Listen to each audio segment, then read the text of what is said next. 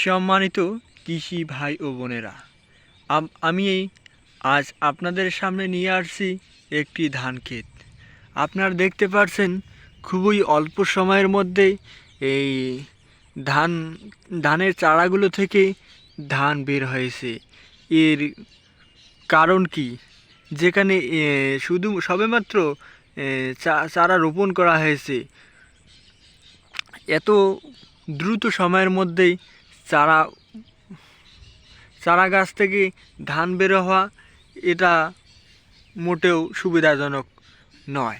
কেননা ধানগুলো এখনও পরিপক্ক হয়নি, যেখানে ধানগুলো এখনও বৃদ্ধি ঘটেনি, সেখানে খুবই অল্প সময়ের মধ্যে প্রতিটি গাছেই দেখতে পাচ্ছেন দুই একটা করে ধানের শীষ বের হয়েছে, যেখান থেকে একজন কৃষক কখনোই লাভজনক হতে পারে না।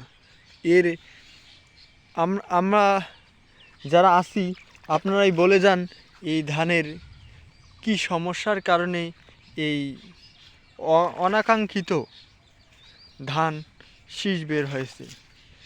তাই আপনাদের কাছে আমার একটাই দাবি, আপনার মতামত আপনার কমেন্টে জানিয়ে দিন যে ধানের